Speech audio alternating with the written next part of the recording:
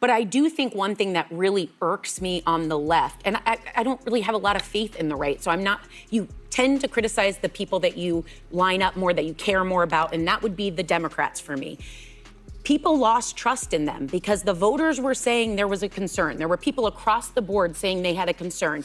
And the Democrats said, no, over here, look over here. They told the voters what to care about, and they did not listen when the voters said they cared. So these stories come out aren't about beating a dead horse. It's saying if they could have a fair conversation that we heard you, we saw it as they saw it, they'd be gaining some of the voters back to say, okay, we're not going to keep saying that. You agree with that? It started off like any typical morning on The View, a vibrant panel of hosts ready to banter, debate, and share a few laughs.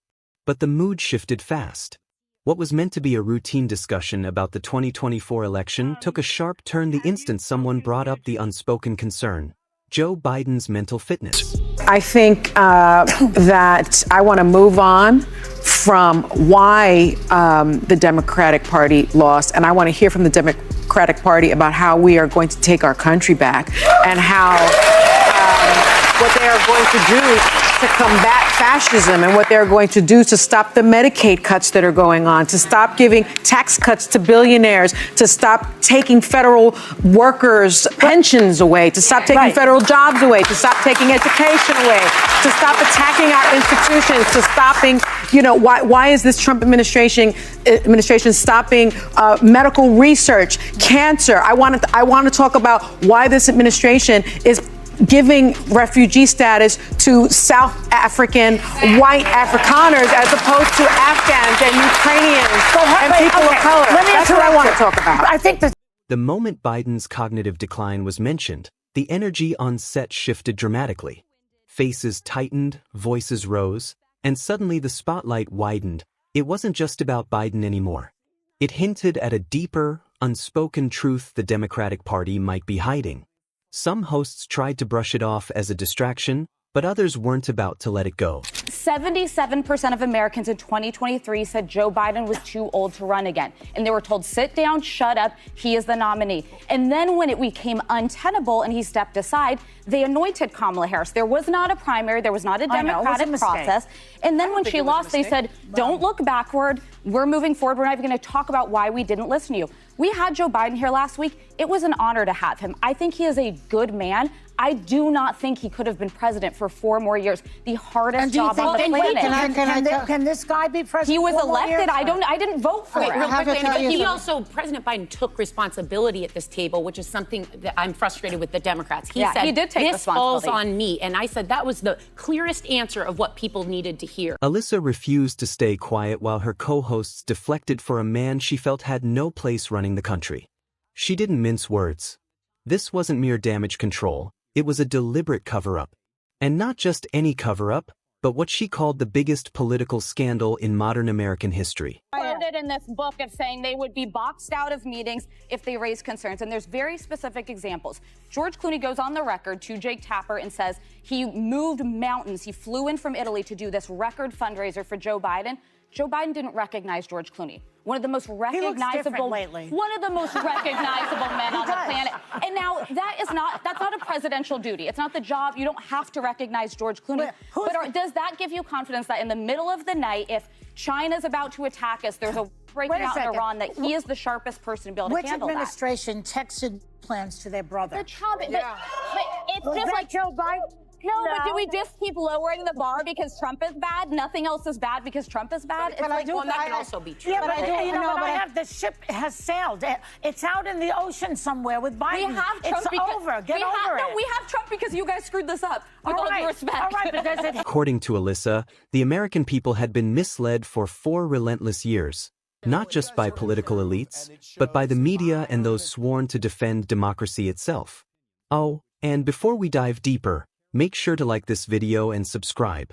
It helps us grow and deliver more stories like this one. Now back to it. I actually think we have Trump because the Trump lied to people. I think that's why we have. He won more votes. That is a fact. I think he lied to his base. I think he told his base that they were going to, their overtime would not be taxed. That was a lie. Actually, that's in the new tax bill. It's literally in the tax bill in Congress. They had to fight to put that in. They had to fight to put that back in. He had every intention of taking away that. That's not true. He ran on no tax on tips, and it's in the tax bill. Yeah, but it wasn't in it originally. I also think that a lot of people are, and Swazi pointed it out that it wasn't in there. I think the other thing that people need to realize is that they were lied to. Federal workers that voted for him, farmers that voted for him, immigrants that voted for him, they were lied to. That is why we have Trump, not because of any other driving force. What started as a fiery exchange quickly escalated. The conversation turned to Trump, his lies, his promises, and the voters who believed him. One co-host argued he deceived his base, falsely claiming overtime pay would be tax-free. Another shot back, pointing out that provision was, in fact, included in the new tax bill after a fight to reinstate it. The tension was undeniable. But that wasn't the heart of it. What followed wasn't just a heated political back and forth. It became a verbal brawl that peeled back the layers of just how deep the division ran. Not only in politics, but right there on live TV. Sarah was the first to deliver a real counterpunch. She didn't mask her frustration with the Democratic Party, especially their silence in the face of growing concern from their own supporters. Across the country, Democrats, moderates, and independents were sounding the same alarm. Something isn't right with Biden. But instead of listening, the party told them to sit down and shut up, a sleight of hand, waving away legitimate concern with distraction and denial. Sarah was clear. This wasn't about bashing Biden for clicks. It was about truth and accountability. If the party had simply acknowledged what voters were seeing with their own eyes, maybe that trust wouldn't have eroded so fast. But they didn't. They doubled down. They told the public everything was fine, even when it clearly wasn't. To Sarah, this was no one-off. It was a pattern, a party more obsessed with image than integrity, a leadership structure more committed to protecting itself than serving the people who put them in power. And she said all of it on national television. The air thickened instantly. You could practically hear the producers scrambling off camera, sensing the firestorm brewing. And it came fast. The other hosts weren't going to let that kind of critique land without a fight. That's when the discussion veered into darker, more serious territory, what may have been happening behind closed doors for years. The accusations were blunt. Biden wasn't just a president with the occasional mental slip. He wasn't calling the shots at all. Behind the curtain, figures like Pelosi, Schumer, Hakeem Jeffries, even Barack Obama, allegedly knew he was unfit. And they let it happen. Just think about that. Executive orders, international summits, critical legislation, all possibly greenlit by a man no longer fully in command of his faculties. This wasn't just political scandal. It was the collapse of the presidency's credibility. And then came a deeper revelation. Joe Biden, a man who once opposed gay marriage and school integration, was suddenly leading the charge on progressive reform. But according to his critics at the table, those policies didn't come from Biden. They were through Biden. The party was pulling the strings, using him as a symbol to push an agenda he may have never supported.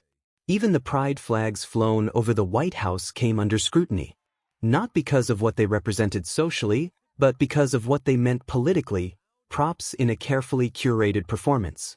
A projected image of progressiveness masking the reality of a sidelined leader. Then came the moment that sent chills through the room. While mainstream media assured the nation Biden was alert and in control, world leaders weren't buying it. According to the hosts, figures like Putin and Xi Jinping weren't watching White House press clips or late-night monologues. They were watching Biden himself. And they saw weakness. Under Biden, the global order didn't just shift, it fractured. This wasn't theoretical. It was real-world fallout. These weren't isolated moves by foreign adversaries. They were calculated, strategic responses to a president who appeared adrift. Every pause, every fumble, every vacant stare. The world was watching. And in that fiery segment of The View, it became clear, this wasn't about party optics anymore. It was about global consequences. Still, not everyone at the table was ready to face that reality. Sonny, in particular, tried to pivot, fast. She launched into a checklist of everything the Democrats should be focused on: fighting fascism, protecting Medicaid, defending pensions. All important issues, yes, but none of it addressed the elephant in the room.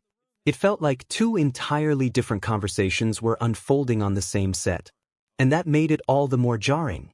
While Sarah and Alyssa demanded truth and accountability, others just wanted to move on, pretend the storm wasn't happening, even as it raged around them.